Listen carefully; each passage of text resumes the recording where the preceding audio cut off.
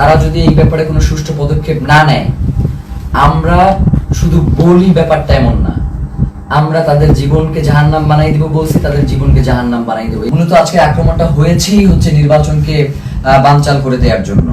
সুতরাং এই নির্বাচন অবশ্যই হতে হবে এবং সেটা 12 তারিখেই হতে হবে, এবং যারা নির্বাচন বানচাল করতে চায় তাদেরকে আমাদের রুখে দিতে হবে। আমরা কোনোভাবেই এই নির্বাচনকে বানচাল করতে দিব না, কারণ বাংলাদেশের জন্য এই নির্বাচন অত্যন্ত গুরুত্বপূর্ণ। আমরা আপনাদেরকে স্পষ্ট করে যে জিনিসটা জানাতে চাই সেটা হচ্ছে শহীদ ওসমান হাদির হত্যার যে তদন্ত, সেটা জাতিসংঘের অধীনেই হইতে হবে। আপনারা জানেন যে গতকাল থেকে আমরা শহীদ ওসমান হাদির হত্যার সুষ্ঠু তদন্তের জন্য ডক্টর মোহাম্মদ ইউনূসকে জাতিসংঘে একটি চিঠি প্রেরণের জন্য আহ্বান জানিয়ে তার বাসভবনের সম্মুখে অবস্থান করছিলাম। আমরা খুব গুটি কয়েক মানুষ সেখানে ছিলাম এবং আমরা পুরো গতকাল 4টা থেকে আজকের এই সময় পর্যন্ত শহীদ ওসমান হাদির স্ত্রী, তার সন্তান এবং আমরা পুরোটা সময় ধরে কিভাবে শান্তিপূর্ণভাবে আমাদের এই দাবিটা আদায় করা যায় সেটা নিয়ে আমরা আমাদের মতো করে এগোচ্ছিলাম।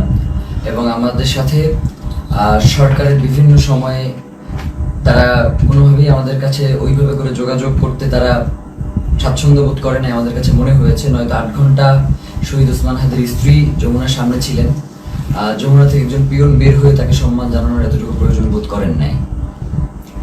তো আমরা আজকে যখন শহীদ ওসমান হাদির স্ত্রী তিনি বিকেলবেলা জুমার নামাজের পরে তিনি হচ্ছে আবার যখন এসে যমুনা অভিমুখে আসতে রওনা দিয়েছেন, প্রায় কাছাকাছি চলে এসেছেন, তখন আমাদের কিছু ভাই বোন তাদেরকে আমরা ভিতরে পাঠানোর জন্য চেষ্টা করতেছিলাম, কারণ শহীদ ওসমান হাদির স্ত্রী একা হয়ে গেলে তার সাথে কি ধরনের পরিস্থিতি ঘটতে পারে সেটা জানবার জন্যই মূলত আমরা তাদেরকে প্রেরণ করবার চেষ্টা করেছিলাম। এবং ভিতরে আমাদের কিছু ইনকিলাব কর্মী মঞ্চের সদস্য ছিল যাদেরকে ভিতর থেকে আবার বাইরে আসতে দেওয়া হচ্ছিল না। তো এই সার্বিক পরিস্থিতি তদারকির জন্য আমরা জুমা এবং শান্তা সহ যুবাকে প্রেরণ করেছিলাম, যাতে ওরা গিয়ে দেখে আসে এবং ওদেরকে সঙ্গে করে নিয়ে আসে।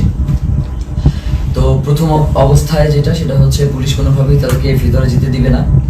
তো ওরা অনেকভাবে বোঝানোর চেষ্টা করেছে, কিন্তু কোনোভাবেই ওরা মানতে ছিল না। পরবর্তীতে আমরা বলেছিলাম যে এবং এটা তো একদম খুবই সহজ ব্যাপার, 1 মিনিটের ব্যাপার, আমাদেরকে সরিয়ে দেওয়া, এই ওখান থেকেই করা। তো ওরা কি করেছে, জুমা এবং শান্তার গায়ে হাত তুলেছে এবং দেখবেন যে শান্তাকে গলা চেপে ধরেছে এবং জুমার পুরো গালে তারা তাদের খামচি দিয়েছে আর কি, মানে এইটা কি, এবং বুট দিয়ে ওদেরকে রাস্তায় পাঠিয়েছে। তো এই যে ফ্যাসিবাদী আমলের যেই পুলিশ, এই যে পুলিশ লীগ, তারা আবার নতুন করে যে মাথাচাড়া দিয়ে হচ্ছে এবং তাদেরকে যে কেউ কন্ট্রোল করতে পারছে না। আমরা দেখতেছিলাম যখন আমাদের উপরে হামলা হয়েছে তখন পুলিশের ঊর্ধ্বতন কয়েকজন কর্মকর্তা, ডিবি কমিশনার, তিনি চেষ্টা করছিলেন বারংবার যে আসলে যাতে আমাদের উপরে হামলাটা না হয়, কিন্তু পরক্ষণেই আমরা দেখতে পেয়েছি যে তার আদেশ অমান্য করে পেছন থেকে পুলিশের কিছু সদস্য তারা অতর্কিত হামলা করেছে এবং আমাদের ভাইদেরকে রক্তাক্ত করেছে। তো আমরা ইনকিলাব মঞ্চের পক্ষ থেকে এর তীব্র নিন্দা জানাই এবং যারা এই আক্রমণের সাথে জড়িত রয়েছে তাদেরকে অতি দ্রুত বিচারের মুখোমুখি করবার জন্য আহ্বান জানাই। সেই সাথে এসএসএফ আজকে প্রচন্ড রকমের দুর্ব্যবহার করেছে আমাদের সাথে, আমাদের যুবাকে রাস্তায় ফেলে মেরেছে এবং মাথায় আঘাত করেছে, ছাদকে মেরেছে। তো এই যে, এবং আমাদের ইনকিলাব মঞ্চের এমন কোনো কর্মী নাই যে আজকে এই হামলায় আহত হয় নাই।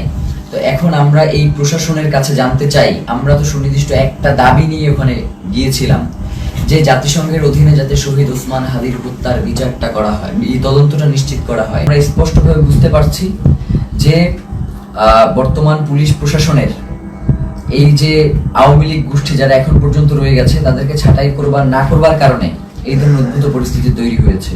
এর দায়ভার এই অন্তর্বর্তীকালীন সরকারকেই নিতে হবে। এবং আমরা আশঙ্কা করছি যে যমুনার ভিতরে হয়তো অন্তর্বর্তীকালীন সরকার সেফ না, কারণ যারা আমাদের উপর যেইভাবে আক্রমণ করেছে তারা যে কোনো মুহূর্তে যমুনায় ডক্টর মোহাম্মদ ইউনূসের উপরে আক্রমণ করতে পারে।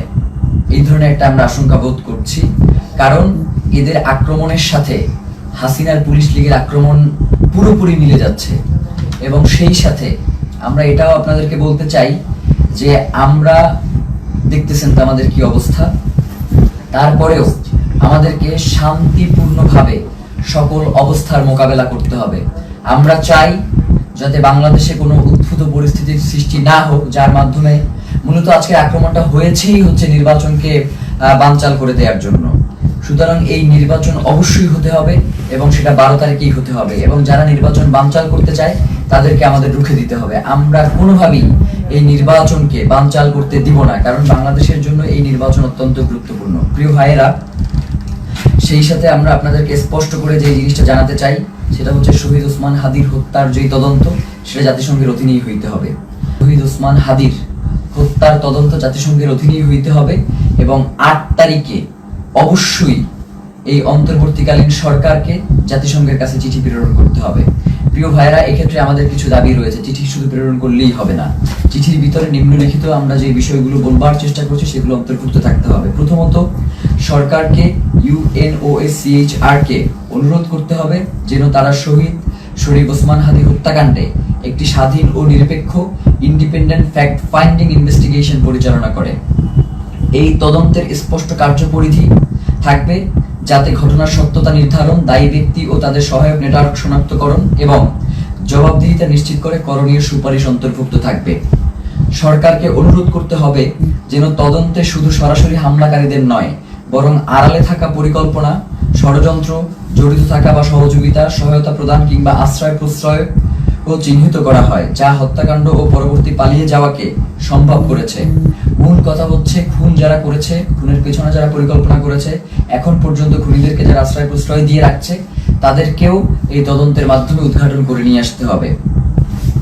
সরকারকে পূর্ণ সহযোগিতার নিশ্চয়তা দিতে হবে।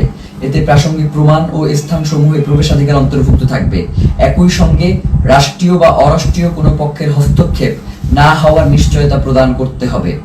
কিছু অভিযুক্ত সন্দেহভাজন বিদেশে পালিয়ে থাকতে পারে এমন প্রতিবেদনের প্রেক্ষিতে সরকারকে OHCHR এর সহায়তা চাইতে হবে, যাতে স্ট্রাকচারড ক্রস বর্ডার কোঅপারেশন নিশ্চিত হয়।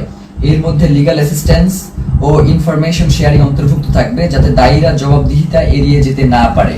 মূল কথা হচ্ছে, শহীদ ওসমান হাদির হত্যার তদন্ত জাতিসংঘের অধীনেই হইতে হবে এবং এই তদন্ত কাজ যাতে কোনো ধরনের বাধাগ্রস্ত না হয়, সকল ধরনের সহযোগিতা এই রাষ্ট্রের পক্ষ থেকে নিশ্চিত করতে হবে।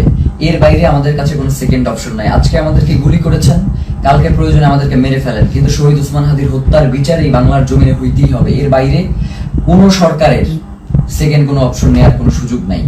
প্রিয় ভাইয়েরা, আপনাদেরকে বলি, এই যে আজকে আমাদের উপরে যে ন্যাক্কারজনক হামলা হয়েছে, এই ন্যাক্কারজনক হামলার পিছনে কারা রয়েছে, কারা আমাদের উপরে অতি উৎসাহী হয়ে আক্রমণ করেছে এবং আমাদের ভাই বোনদেরকে, মানে একটা মানুষকে আসলে কতটা বাড়ি দেয়া যায় লাঠি দিয়ে, আমরা এটা প্রশাসনের কাছে জানতে চাই। একজন মানুষকে আমি ভিডিওতে দেখেছি 30 থেকে 32টা বাড়ি দিয়েছে। যতক্ষণ পর্যন্ত সে ওইখান থেকে নিরাপদ দূরত্বে না যাইতে পারছে, ততক্ষণ পর্যন্ত একজনের পরে আরেকজন তাকে আঘাত করতেই ছিল।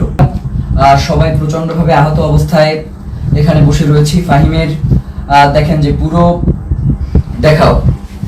পুরো ট্রাউজারটা ওর রক্তে লাল হয়ে আছে, আমার পুরো পাজামার রক্তে লাল হয়ে আছে, ওর পুরো হাত আঙুল ভেঙে গেছে, মুখে সেলাই দেয়া, এবং এইভাবে প্রত্যেককে এমন ভাবে আক্রমণ করা হয়েছে। আল্লাহ আমাদেরকে রক্ষা করেছেন, নয়তো তাদের যেই ধরনের আজকে আক্রমণের ভূমিকা ছিল, তারা আমাদেরকে খুন করবার উদ্দেশ্য নিয়ে এই আক্রমণটা করেছে।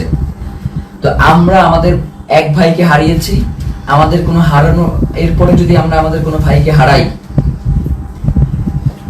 এরপরেও নির্বাচন দিতে হবে, নির্বাচন পেছানো যাবে না। নির্বাচনের পরে যে রাজনৈতিক দল ক্ষমতায় আসবে, তারা যদি এই ব্যাপারে কোনো সুষ্ঠু পদক্ষেপ না নেয়, আমরা শুধু বলি ব্যাপারটা এমন না, আমরা তাদের জীবনকে জাহান্নাম বানাই দিব বলছি, তাদের জীবনকে জাহান্নাম বানাই দেবো, এই কথা বলেই শেষ করলাম।